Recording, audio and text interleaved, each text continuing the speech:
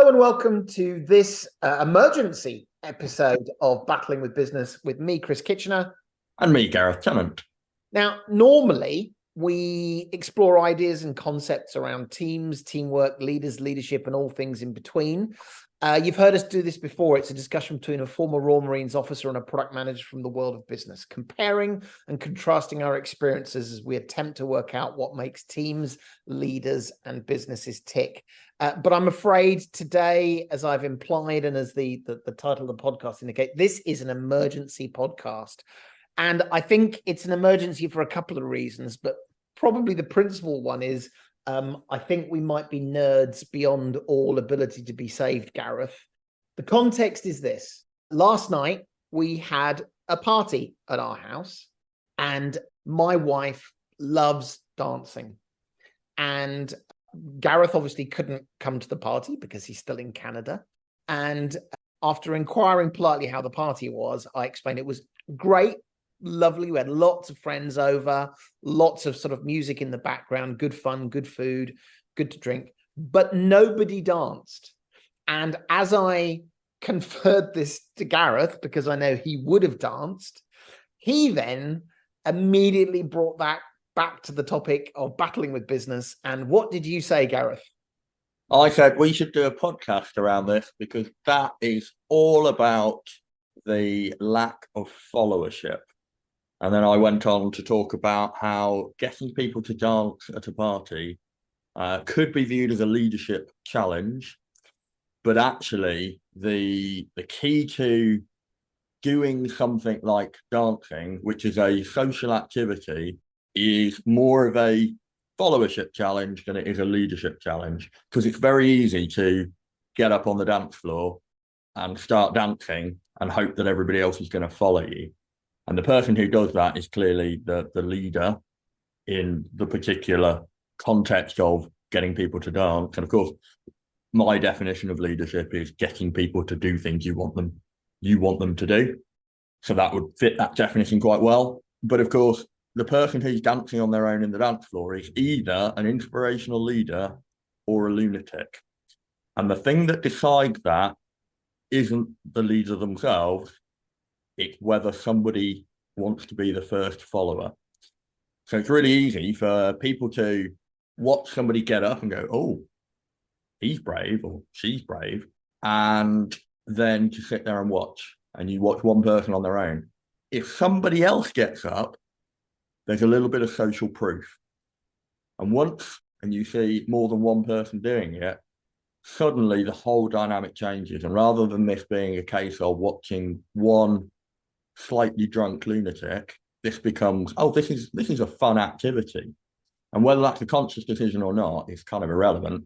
That's what drives the next people to get up. And you say, oh, well, there's more than one person dancing. This is a dance now. And before you know it, and we've all been in these social situations where we are perhaps not brave enough or drunk enough to be the first person on the dance floor. But once there's people dancing, suddenly we all want to join in. And you think about the job of a DJ at a wedding, that crucial job is how do you get the first people to start dancing? And then what you absolutely don't want to do as a DJ is let that dance floor kind of melt away, because then you're back to that first problem of having to convince people to be the first person to dance. Now, I think this episode is sort of a bonus episode in two ways. The first thing is, the reason why we were planning to talk about something else different today, but I said, I'm going to have to sit down with my wife and we're going to have to plan for how we change our strategy to get people to dance. So hopefully the first piece of value for this podcast episode is the next time you have a party, we're going to talk about the strategies for getting people to dance. So that hopefully will help you. Actually, it's more about helping me. But of course, as you can imagine, the second thing is this concept of followership, and how do you think about it as a leader, and how do you understand the mechanics of getting a group of people to do things is, of course, not just about a party. It is about doing things at work. And apologies, I'm gonna do a very bad job of retelling a story I heard in another podcast. So there is a place called the Centre for Army Leadership, which is a part of the British Army. and they have a podcast, and I'd recommend you go listen to it. It's serving members of the British Army talking about different aspects of leadership. And one of those aspects was an officer talking about a particularly difficult time he had. And I apologize, I can't remember whether it was Afghanistan or Iraq. Chris, before we move on, just to make it absolutely clear for our listeners, because I agree, it's a very, very good podcast. The Army Leadership podcast is actually called The Human Advantage. Oh, thank you. Thank you for that qualification. You can tell I did stay up quite late at the party last night, so Gareth is carrying me a little bit today. But in that particular podcast, they talked about the fact that they were on patrol. A member of the patrol, again, I'm going to get this wrong, we weren't preparing for this today, stepped on an IED, was either killed or very seriously injured. And the officer had to make a decision. Did they cut short the patrol or did they carry on? And he decided to carry on. That was the right thing to do.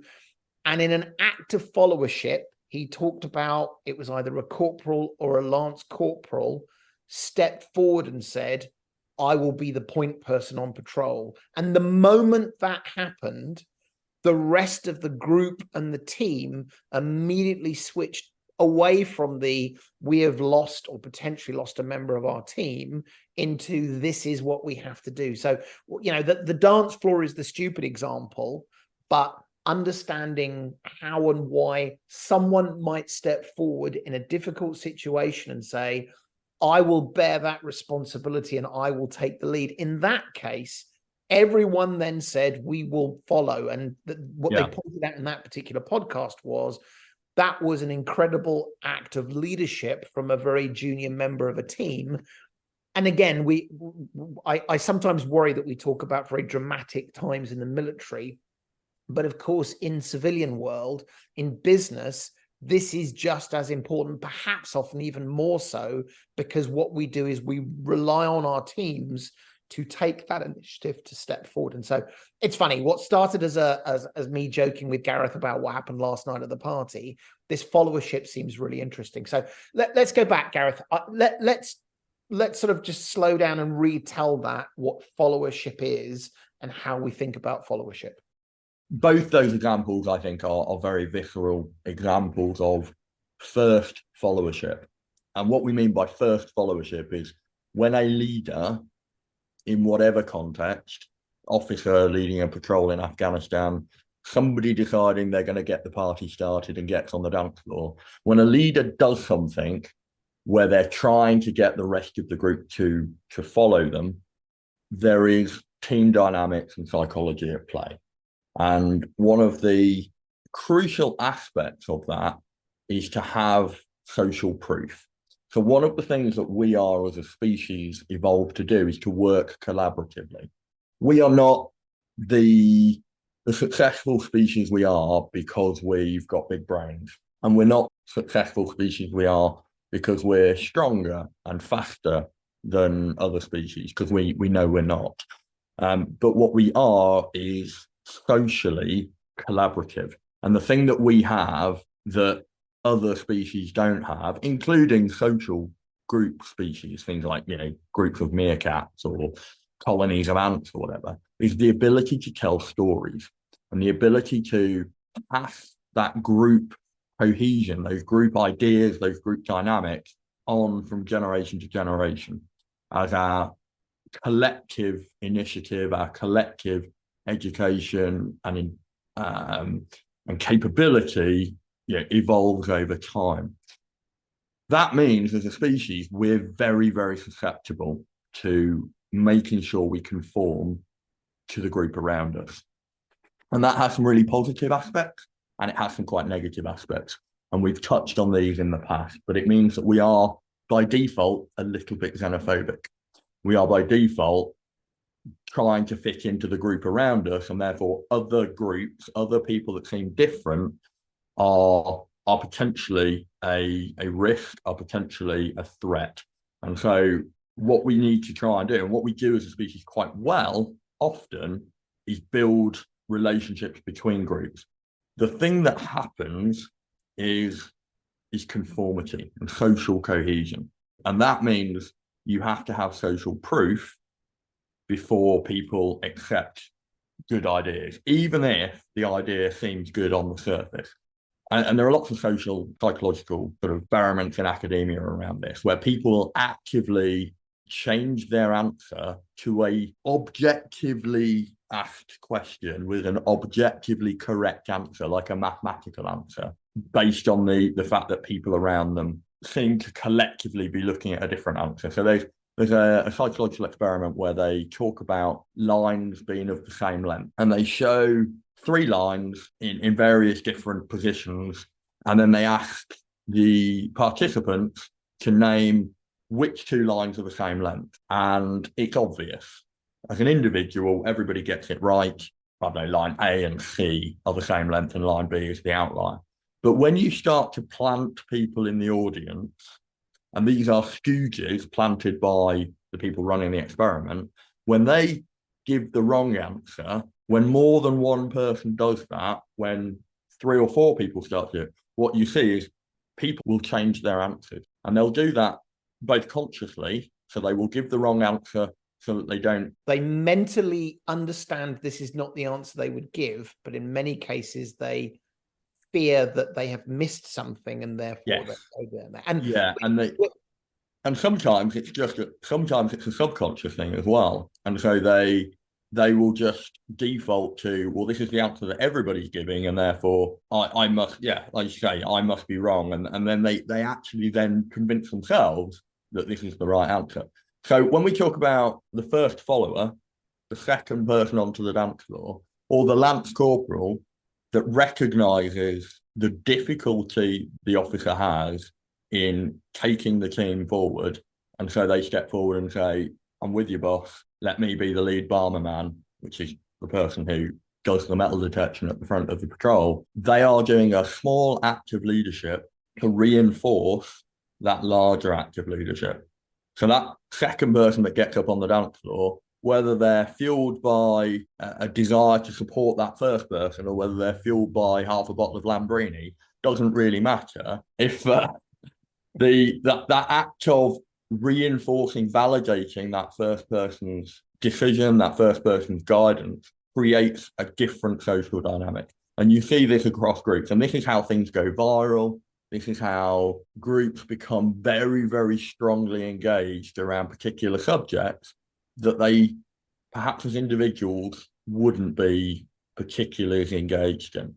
So we can go in all sorts of directions around this, but I want to sort of simplify a little bit. While this is a severe reduction of this whole conversation, in the world of business, one of the symptoms of this challenge is groupthink. We all think this is a great idea because we're all a team, we all like each other. Therefore, if we think it's a good, we're self-reinforcing without that introspection. And I think there's a couple more things I want to say about this, which is, this is not because people are stupid. This is about, we as human beings are hardwired to do this. So this idea of social cohesion, of wanting to be part of a group, is one of the most fundamental tenets of humanity, that says our ability to survive is predicated on this ability to be part of a team, because I know, hardwired in my genetics, being part of a team means I'm more likely to survive than otherwise. Now, you talked about some of the research that's been done. A while ago, I heard about some research which I thought was fascinating. And the research went like this. It said, we think that in politics today, there is tribalism. People will say, I agree with my particular political party, even when that, as you said earlier, either demonstrably that's not what you believe, or it's unlikely, or the reasons you might not. So this research team said, we want to understand at what point an individual starts to change their behavior based on tribalism. And they assumed that the process to join a tribe would take time or need careful construct. So, for example, a religious group. Well, my family has been in this religious group for all my life, so many years, perhaps that's it. Or a political party that I support or my family supports. That was their assumption. And what they did was they started with what was effectively a control experiment. This is crazy. I perhaps in some show notes will go away and point to the research here, but they said, what we're going to do is we're going to just figure out these experiments. It was almost as a test to create a good experiment. And they said, we are going to get, I can't remember what it was either coins in a jar or Smarties or something. And what we would literally do is we would ask the candidates, there was a number of candidates, are there an odd or even number of Smarties in the jar? Demonstrably, there was no way they could know. It was a guess. And then once they answered, they said, congratulations, you are now part of the odd Smartie team or the even Smartie team. So literally, you would argue there can be no tribalism. There is nothing linking these people beyond an almost random thing. And then they ran the first test. And what they wanted to understand was, in terms of your team versus the other team, how far would you be willing to go? And so they said, we will either give you £10, or if you are willing to share the same amount of money with the team, we'll give you, I think it was £15 or whatever, but more. In other words, the statement fundamentally went down to, if you are willing to share with the other side, you will benefit more.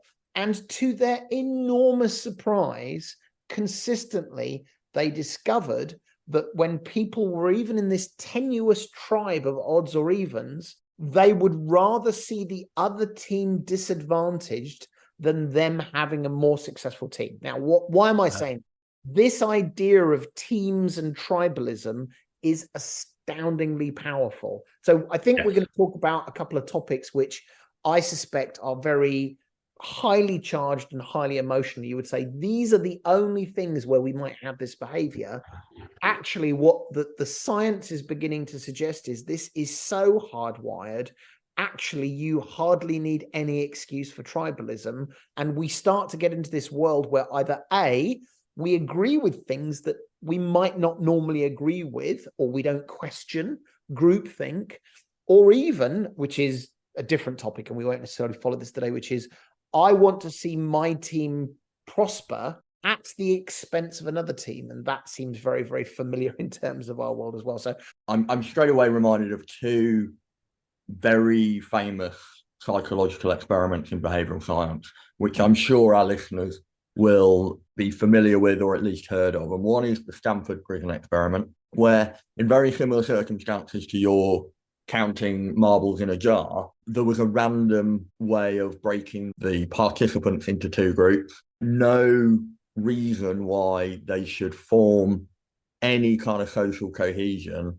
They are literally randomly assigned to the red group or the blue group. And then they're told that one group is going to be the prisoners and one group is going to be the prison guards. Now, there's no crimes being committed. There's no reason why the prisoners group should be seen as lesser than the prison guard group, other than the automatic authority that one group has over the other. And what made the experiment famous is it took less than 72 hours before the prison guards got to a point where they were physically abusing the prisoners, and they were starting to execute their power over them in a way that meant that the people running the experiment actually had to bring it to a close. Yeah. And you can see this in how bullying starts to happen in schools. You can see this in how tribalism creates animosity between different groups. And it can, like you say, it's an incredibly powerful thing that we are hardwired to feel safer when we are part of a team. Now, that's really, really useful for us, because in an organization, we can reinforce people's feeling of security, feeling of being part of that team through things like group rituals, through things like uniforms, through shared experiences. And we can really start to build teamwork, and we can really start to build a sense of belonging, which is a very, very powerful way of utilizing people's individual energies, skills, talents, passions for the good of the organization, which straight away as a leader, you can start to see how you can really positively utilize these very, very powerful human dynamics. But also, equally clearly, is how this can create really, really negative consequences. And that's where the leadership challenge comes, with balancing these very, very base, almost primeval sort of system one thinking dynamics, so that we create positive aspects of teamwork without starting to create the negative aspects of tribalism, without reinforcing things like groupthink. Because as soon as you get to, in the last episode we were talking about VUCA, and I think we finished the episode talking about how important it is to have a diverse range of views, to build flexibility into our organization so we can adapt to an external environment. Well, if you reinforce those internal dynamics too much, you end up with the ability to ignore everybody else because they're not in the team. And that's a really dangerous thing. I think, I mean, we joked at the beginning this was about a party, but I think actually maybe a better way of describing this particular episode is about lots of current affairs.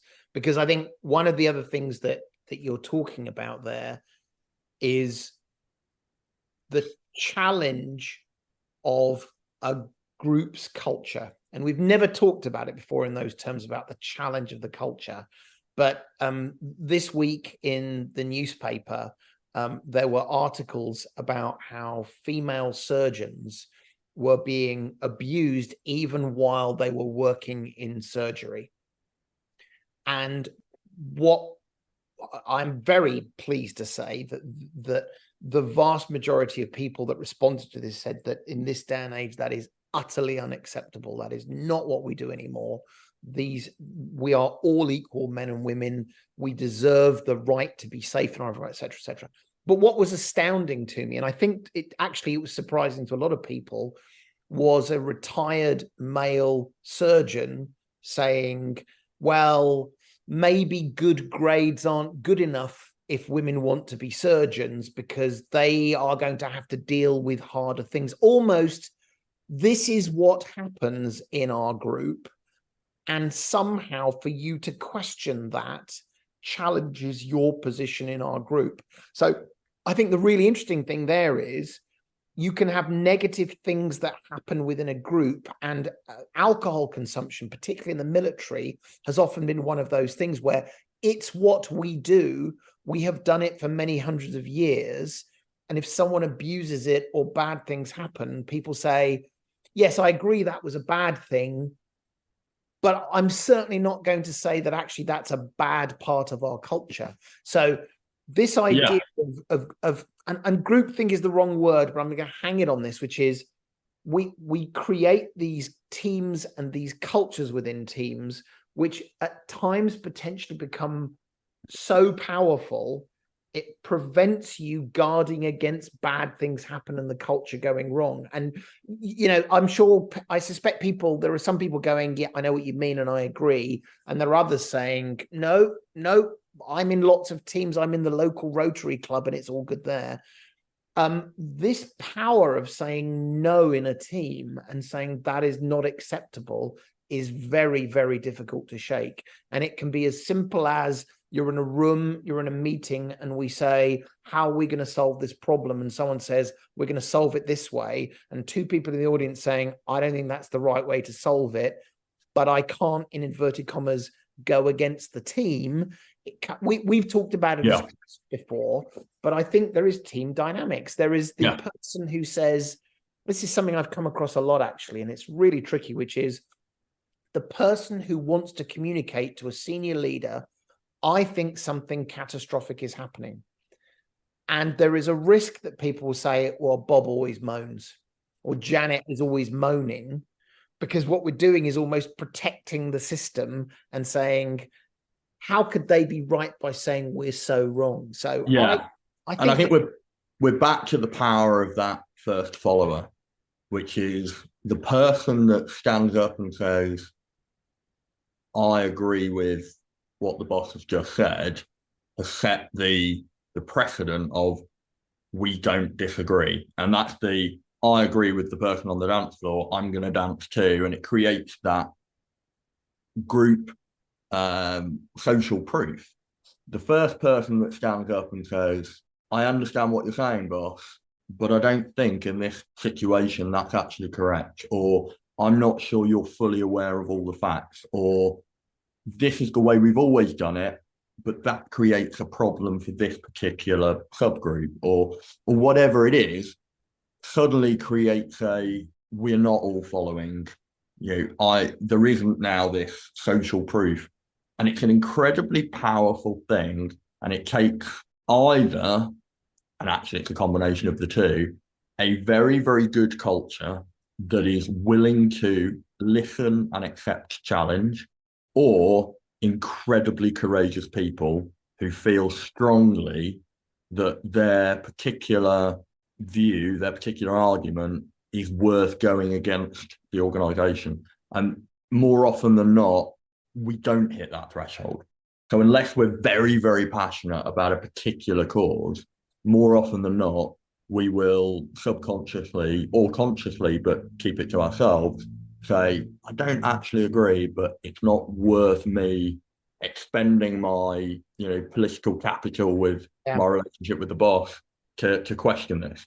And this is something that the Army Leadership Centre, bring it back to them, but the military as a whole has been working really hard on over the last few years, is recognising that we are an organisation that is particularly susceptible to groupthink, because we build on those teamwork dynamics by having uniforms, by having explicit ranks, by having a disciplined culture that means we have to obey orders.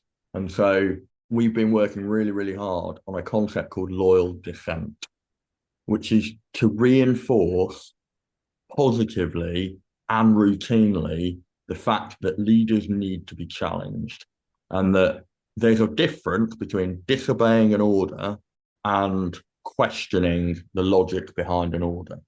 And of course, circumstance is going to dictate this. But in most situations, and in both the civilian world and the military world, we're not talking about critical life and death decisions in the moment. We might be, in which case, actually, just doing what you're told might be the right answer. But more often than not, we're talking about decisions that are project management, they're slower burn. I think there's a particularly important example, which is around protecting your team members. The person, and I'm very lucky, I haven't had this in my team, and if ever I were to, I would hope I would deal with this quickly and very definitively. But the men and women in a pub, in a social situation, and either the girl or the boy that starts to sort of go further than is appropriate. So while it's easy to say, I know this isn't typically as dramatic in the civilian world, I suspect the most common version of that is upholding the standards about what is acceptable. Before you move on, there's a really important aspect to that. So there was an Australian general, and I can't remember his name. So I will look it up in the break, and because it's important that we know who it comes from. But this was an Australian general talking about changing the culture within the Australian military. But I think the quote has been adopted by militaries across the Western world, and it's an incredibly important one. And it effectively says the standards you walk past are the standards that you accept. And that refers to everything from the output of products or the output of work that people do, all the way through to their behaviours. And if we can create cultures that absolutely believe in the collective standards, the collective vision, and the collective principles of the organization, what is fair, what is acceptable, what is morally okay, And if we can agree on those things, they're not bullet points, stuck to a wall, but they're actually believed values, then we should get everybody in that organization to live up to and call out when those values aren't being met. So the standards you walk past are the standards you accept. So if you're in a pub and somebody starts to, influenced by alcohol or not, but starts to cross that line, they might not have crossed that line, but they might be getting close to it. Having the confidence, having the courage to say, this is not acceptable, or you might want to think about your behavior. And obviously there are different ways of dealing with these things, prevents that line ever being crossed. But it's the small things, and it builds and it compounds. And when we talk about group dynamics and group cultures, it's the small things that have to change the whole culture. And that's why changing culture is so difficult. But if we can all collectively discuss and understand where we sit in those group values, and we all can start to understand why they're important, then we can all collectively start to be the first followers, to say, we've been told, or we've had these discussions, we know what the rules are, this is not acceptable. In those scenarios, how do you get your team to behave in that way? I think there are two pieces. So for me, I think we talk about leadership, and on this podcast particularly, we compare and contrast the civilian world with military world kind of examples. And when we talk about decisions, we quite often talk about really difficult decisions under fire, or taking casualties, or in the business world, firing people, or making long-term decisions about money, or understanding the complex environment, and all these things that are really important. But ultimately, it starts with very small decisions about behaviors. Some of the hardest leadership decisions I've had to make, actually, the consequence and the context has been very simple. So it's the calling out somebody because they're driving too fast. As a senior officer in a troop or a platoon who's about to lead in a patrol or lead an assault, you're asking people to do very difficult things, but it's actually very clear why. As the senior officer in the back of a vehicle, telling a driver to slow down can feel a lot more uncomfortable. But if you do that, you're creating that social proof that you are not approving of this behavior. And in the military, there's things like, calling people out for not saluting, which seems very minor. It seems almost petty. People feel uncomfortable doing it, but we've set standards. We have these standards for a reason, and we're not going to talk about why saluting is good or bad, but they're tiny little rules. But if you don't enforce them, then don't have them at all. And it's the calling somebody out in the pub for, I don't know, referring to women as chicks, for example, or birds, or whatever other sort of misogynistic cliches you want to bring up. It's a passing comment. There might not even be any females in the group at the time, and so it's very easy to let these things go. But very quickly, that becomes the social norm. Exactly, the first follow-up. Well, you're allowed to say these words, whether they're serious or not, but then they build up and build up. There were two parts to this, but and by the way, this is sort of going down a little bit more of a moral path. I personally struggle with this on a day-to-day basis. And I think this is true for everyone, which is that simple statement, which in itself is harmless or a joke. When does it get to be the bit where you say stop, because this is important that we don't do this?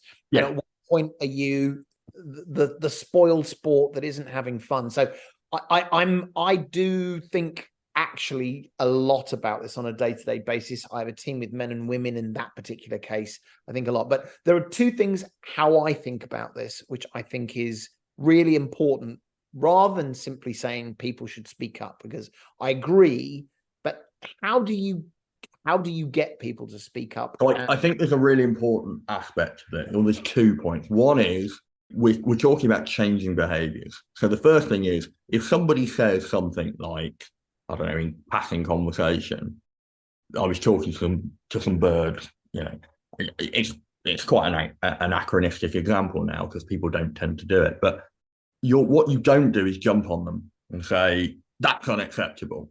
What you do is explain why it's not appropriate, and you do it in a way that is informing and educational rather than punishing.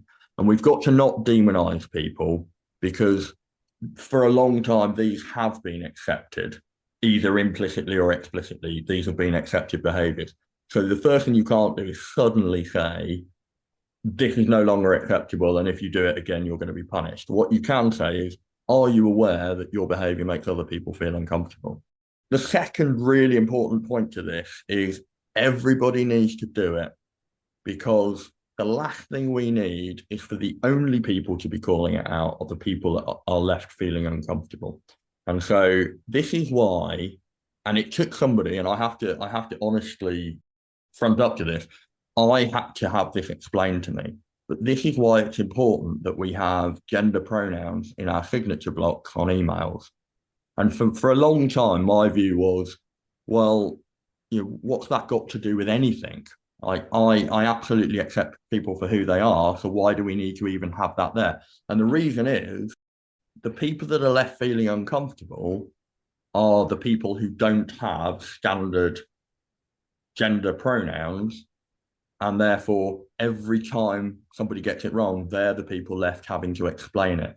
And these are people who are already facing greater challenges in the social environment of the work environment or society or whatever than the rest of us. And therefore we're leaving it to them to have those uncomfortable conversations. Whereas if the rest of us do it as well, and it becomes the norm, you're taking the burden away from them. And it's the same way that, you know, we want our workplaces to be fully inclusive, and we want them to be productive places where people feel confident and able to do their best and be their best. And this is not a pink and fluffy kind of thing, top-down thing. This is about, you know, generating new ideas. It's about creating that ability to have loyal dissent and challenge views. So people have to feel diverse teams to come up with the best answer. Absolutely. And people have to feel comfortable. And so the last thing you want, if you're trying to tackle a slightly misogynistic culture, and I'm talking about, you know, most workplaces, you know, we're talking about really, really micro actions that aren't really on their own in isolation that important, but collectively make people feel uncomfortable. The last thing you want, let's say we're trying to tackle misogyny, is only ever the women to speak up. Well, I'm going to change the lens here for a second. Of course, 100% I agree. It would be very easy for people to say, I'm not a misogynist, my organization doesn't engage in all of that kind of things. Let me put it into my language. We let bugs get through.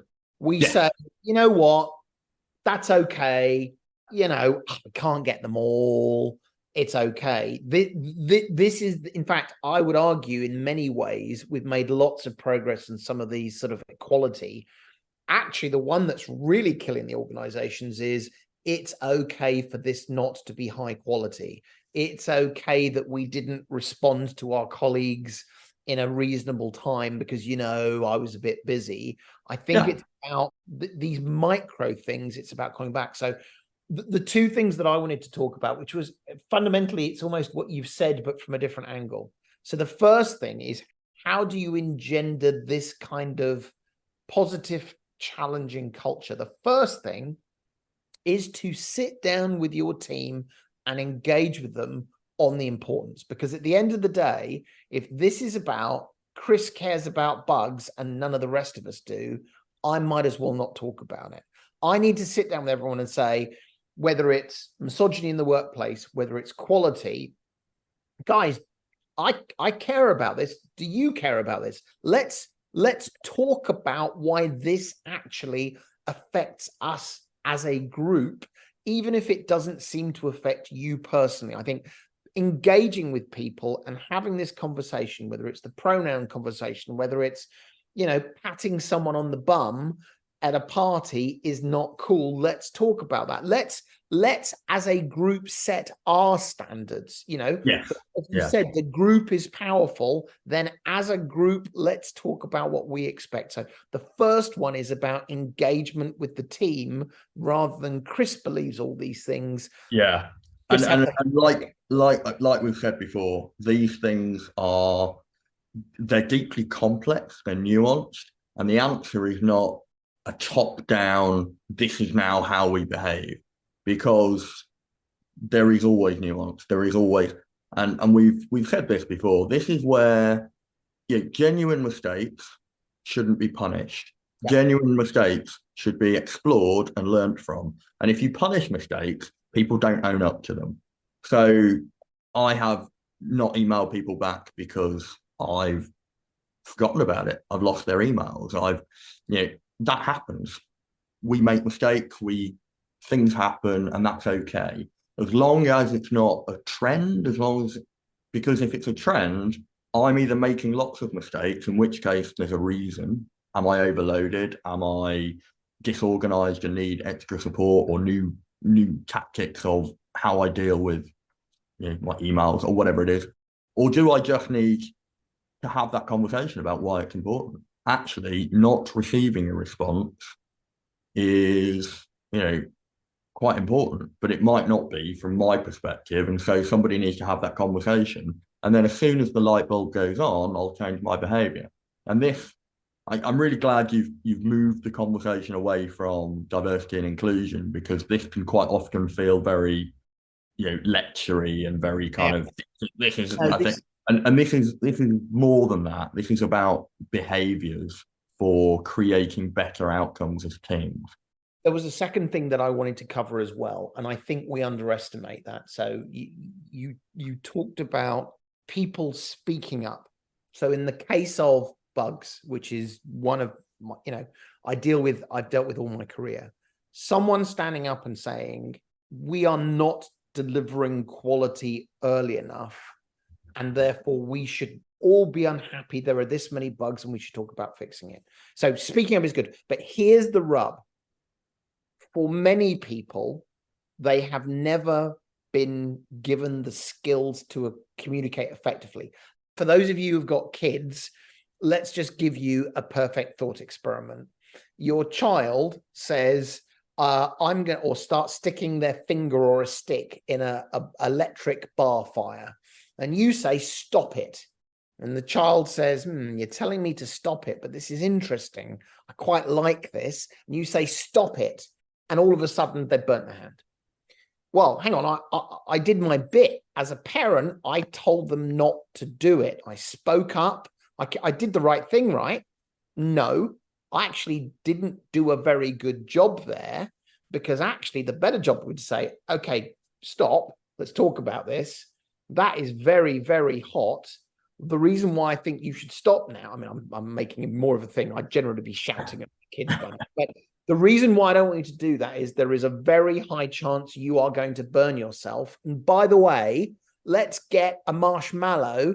This is your finger, and you stick your marshmallow against the bar fire and it melts and goes black and smells bad.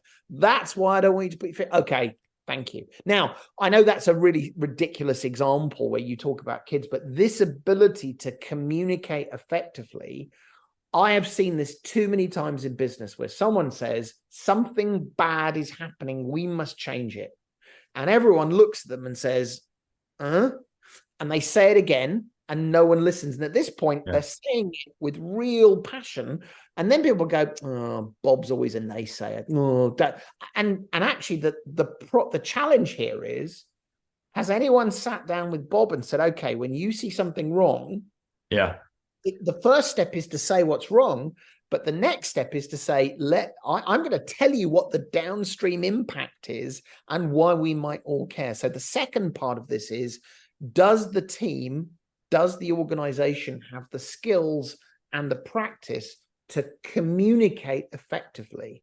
People very rarely think about that. And you get people who are frustrated. I told you this would go wrong and you didn't listen to me. We're also, we're back to the first followership principle. what we need is not only teams that communicate, but teams that understand, recognize, and have experienced the fact that when somebody raises a problem, when somebody else says that is absolutely a problem, we should really listen to Bob, the whole dynamic of that group shifts. So there will always be people who have differences of opinion, who say this is a problem. What we need to do is recognize whether it is or isn't, and have that first followership to say, I agree with that, whether the rest of the group has identified that or not, because it's that second person onto the dance floor to say, I'm on Bob's team. Bob's put himself out there to look like a bit of an idiot on the dance floor, but do you know what? He's going to have a better night than the rest of us if we sit here and watch. We need to take a quick break now. Join us after the break.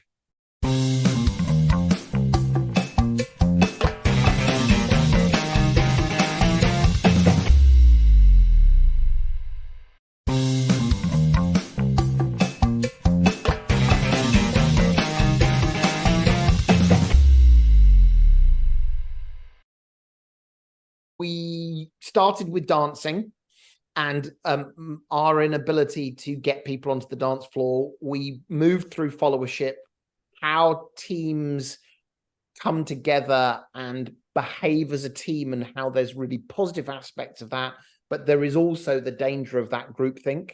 And one of the things I know that you were talking about before the break, which I thought was really good, was the quote, "The standards you walk by are the standards you accept." Gareth, I know you were very keen to make sure we properly attributed that. So do you want to share who that was said by? Yeah, so I've looked it up during the break. It was Lieutenant General David Morrison, who was Chief of the Army, and that's the Australian Army. And that was in a speech he was giving in relation to inappropriate and unacceptable sexual behaviour in the Australian Army, and recognising that this was not some bad individuals, although of course they were, but this was part of a wider cultural problem. Before the break, we went down that rabbit hole of unacceptable behaviour, but you, I think, helpfully dragged us back into, this is not about just changing people's individual behaviours around misogyny or inappropriate kind of views around diversity and inclusion, but this is a much wider problem about group dynamics and allowing general behaviours that undermine what we're trying to achieve as an organisation. And you used the point about being late in answering emails, and I thought that really helpfully refocused us. Throughout all of our conversations, you can tell that we do come back to it. We are passionate about the moral aspect of leadership, but actually just everyone needs to remember, we also passionately believe that this is a pattern which is repeated throughout business, and whether you care for the morality that we follow or not, we fundamentally do it not just because it's the right thing to do, but because it leads to the best outcomes. So let's go for the full contentious conversation. And so where we finished at just before the break was about, and by the way, I'm not going to necessarily talk about what people should do, but I think it's really interesting to reflect on what goes on. So let's talk a little bit about Brexit. Before we start, I and Gareth, and we had a very quick conversation before we started recording. This is not about us talking about the rights or wrongs of Brexit. This is not a political podcast. This is not a political podcast. In fact, I'll even tell you, I voted Remain, but genuinely, hopefully what you'll hear our conversation is that actually isn't relevant. What's really relevant to us is this is a very emotional topic, like many topics in the workplace are. And it is one where a decision was taken a number of years ago. And what seems to be the case is that more and more people, at the very least, are questioning that decision. And I think that's a really fascinating idea of how we think about these things. And that decision we made 2 years ago, let's put it in business terms, that strategy we came up with 2 years ago that we were all bought into 2 years down the line, how do you go back and say, was that the right strategy? Or did we have incomplete information? Or actually, is it the wrong strategy now? It was right then, but it's wrong now. And it's been really, really interesting. And this is my perception, that people were extraordinarily passionate on either side about the Brexit decision. Yeah. It feels to me that for many people there were different reasons whichever way they voted, and in fact, actually, potentially one of the challenges of Brexit was everyone was allowed to imprint their own belief about what the vote did or did not mean. But it's interesting because I get the sense that people are reevaluating. So I think before we get into that, it's worth linking this to what we were talking about in terms of first followership, and then the group dynamic aspects of that, because I think you're right. People imprinted their own impression of what they thought it meant, but I also think there was a huge amount of that powerful dynamic of social cohesion. So we all know there were very, very few people outside of the political sphere and the academic sphere that were particularly passionate about the European Union prior to the announcement of the referendum. Now, there is a significantly higher number of people who get very, very passionate about this subject, hence why it's a contentious subject. And the reason for that is the same reason as that social experiment I talked about with the lines, and people saying, well, 2 or 3 people in the audience around me have said A and C. I'm pretty sure it's A and B, but now I'm not so sure. Now I'm questioning my own judgment. I'm going to go with A and C because that's what everybody else has said. And even if we're all wrong, at least we're wrong together. And it again, the Stanford prison experiment as well. Once you've decided you're in a group, once you are in the Leave group or the Remain group, and this is one of the massive problems with polarization of an argument, is it becomes less about the nuance of the discussion about the pros and cons of the European Union. And I want to be very, very clear here. I voted Remain along with you, but I don't think this is a black and white, right and wrong issue. I think there are lots and lots of complexities, lots of things that we didn't necessarily understand, lots of things that were bent out of shape, lots of misinformation, all of that kind of stuff. But effectively, what we need is that discussion about why people felt unhappy about our relationship with the EU, why people felt that it would be detrimental to leave, why people, rather than if you're in that camp, you must be one of these people. And what we've seen is almost that Lord of the Flies, Swallows and Amazons, or prison guards, prisoners, Stanford prison experiment, where this becomes about judging an entire team rather than the nuance of the difficult, complex thing that we're discussing. And you don't have to use Brexit, you could use US politics, where people are now starting to conflate really different complex issues, like the pro-choice, pro-life versus pro-gun, anti-gun conversation in US politics. And what you see is conflations, and you see cognitive dissonance. So when we're talking about these things, I think in this episode, trying to understand more about the group dynamics and behaviours than we are the nuances of the particular issue at hand. But tying those two things together. So I think that's very true, that if you talk about, I said you should never talk about politics and religion. If you talk about politics, the polarization, which, as we have talked about, is almost the nature of how this stuff goes, actually doesn't serve either group. It's almost that idea of, I will accept less money if the other team are disadvantaged further. And it's that lack of nuance, which I think is really interesting. So let's move on just before we finish to, okay, if we're gonna get all the contentious topics out in one episode, let's do that, which is, The decision to go to war in Iraq, and again, this is not about litigating that decision per se. You are poking the bear today. Well, it's what I think is really interesting about it is if we don't understand the mechanics for how we make these decisions and how we can revisit and be more nuanced, we are doomed to failure. And I think that the one of the things about Iraq that perhaps is more useful to us is there's a little bit more distance.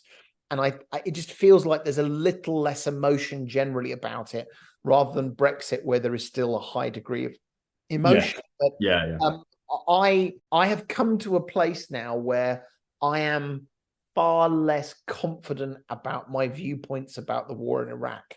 And I guess, and maybe this is a good question for us to finish on, to reflect on, which is, how do we make sure we make better decisions when we are members of the teams? So here's where I kind of personally land. Saddam Hussein was not a good person, and people were suffering because of what he did. And so therefore, at a ridiculously simplistic level, people were dying, and therefore regime change, that potentially, look, I'm even mitigating my own views, was reason for regime change. That was then, you could tell during the Iraq buildup, that was a difficult, it wasn't a clear-cut statement. In other words, do you really believe in that enough to go to war where arguably many more people will and of course did die? And arguably, the piece of information which certainly was used by many people to push things over the edge was weapons of mass destruction. The Iraqis had weapons of mass destruction and potentially were going to use them. And so I think for some people, potentially myself included, that was sort of, you build on the group think and you say, well, I always thought he was a bad guy. Now that's been proved, now we can go on. Well, I think there's a fascinating element to this, which is, of course, back in 2002, 2003, just prior to the invasion, of course, the logic of whether the Western world intervenes in Iraq was based around the connection between the Iraqi regime and Al Qaeda after the 2001 September the 11th attacks from the US. Because, and this isn't a podcast about international relations or law, but you can't just invade another country because you don't like the way they govern. So it's interesting that this was a conversation at the time about the Iraq relationship with Al Qaeda, made urgent by this threat of the use of weapons of mass destruction. And people may or may not remember the 45-minute claim and the dossier around that and all the contention subsequently. For me, what's interesting is, firstly, we've talked a lot about psychology in this episode, and we haven't, up until this point, mentioned Cialdini's principles of influence. But I think we're dancing around all of them. And one of those principles is urgency. One of them is social proof. One of them is being beholden to authority. We were talking about social proof. We were talking about urgency. We've got to make this decision sooner rather than later. And we were talking about the authority of the information we were being told. And I, like you at the time, I read the paper on the weapons of mass destruction that was published by the government. I read it in full. I felt like that was something I needed to do as an aspiring military officer, and I was fully behind the idea of the war.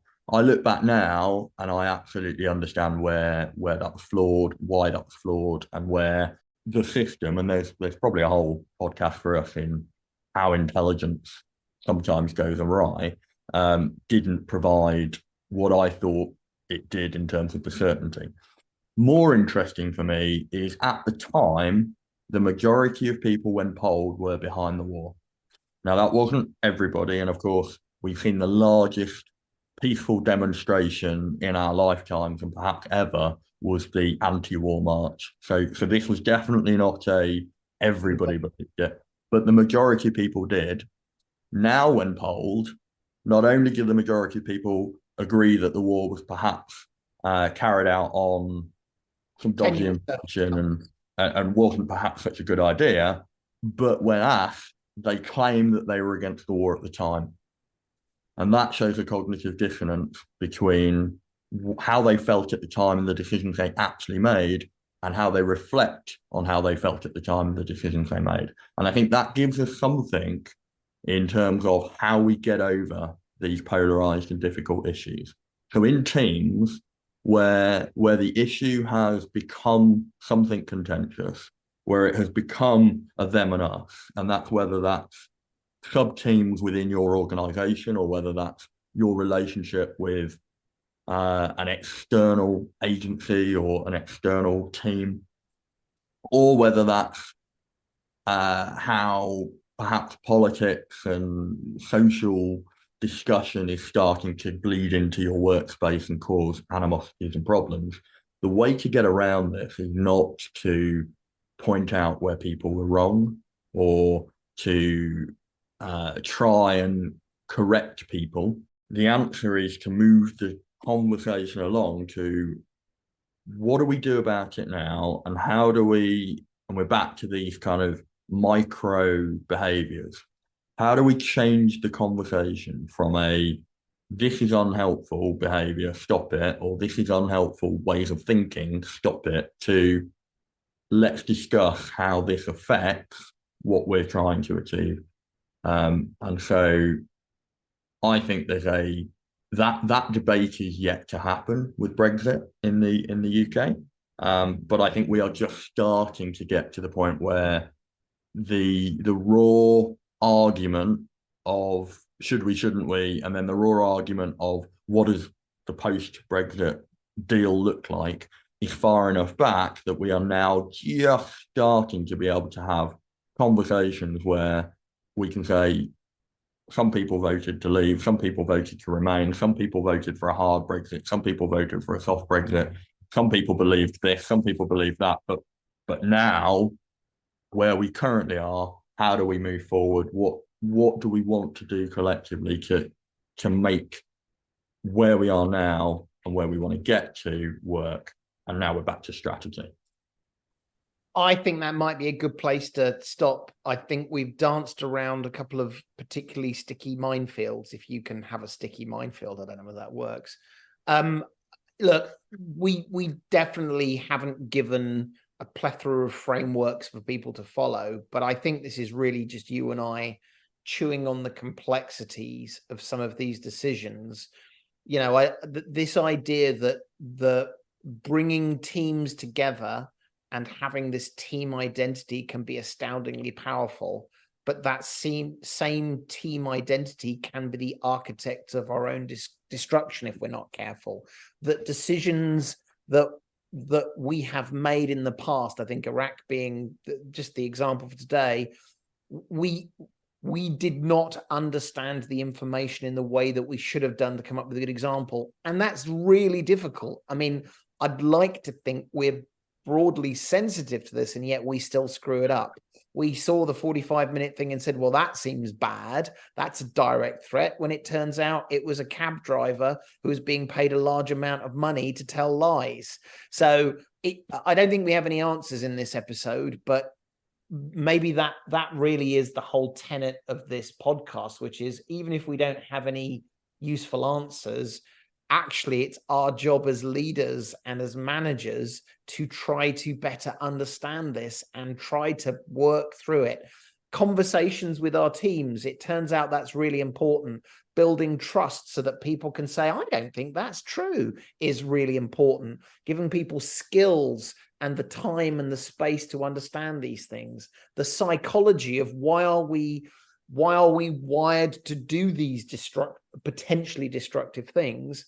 And, you know, even just as simple as why polarization is a very bad idea, because even though you say, well, I'm far away from those people, polarization says, yeah, but every time you get a step further away from those people, I'm digging myself into a bigger hole, which means I'm more likely to make mistakes. So I've even though we haven't come up with any miraculous resolution, I've very much enjoyed this one.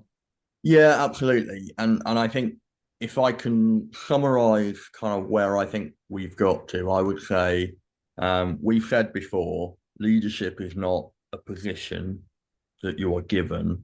Everybody is a leader, because leadership is about getting other people to do things. And we all, to a greater or lesser extent, have the opportunity to get other people to do things.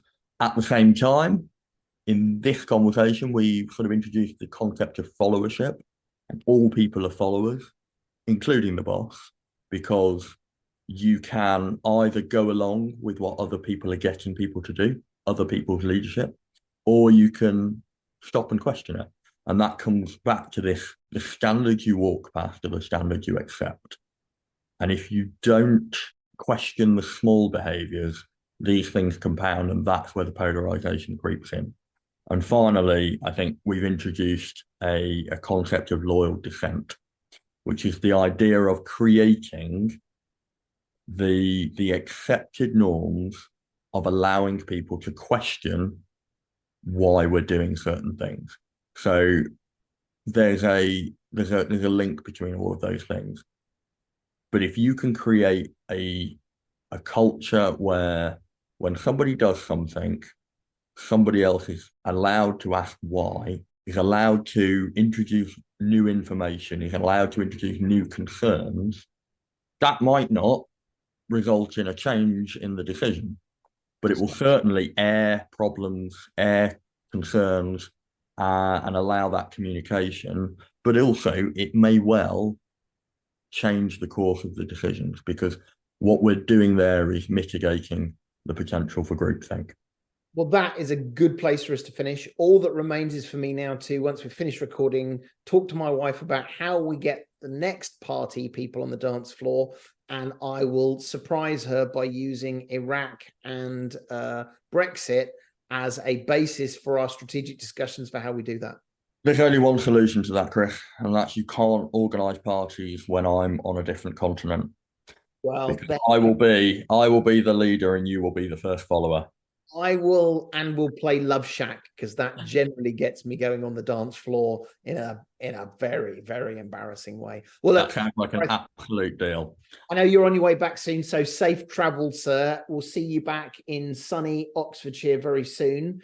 But that wraps it up for today. All the usual stuff we say. If you found this vaguely interesting or amusing, or you've got other people that need to work out how to get people on the dance floor, please share this with your friends. We're on @battlingwithbiz on Twitter and battlingwithbusiness, 2 S's, @gmail.com. Tell us how we're doing. Tell us what's interesting. Tell us what you'd like to talk about. But for now, thank you very much from me. And it's goodbye from me. Cheerio.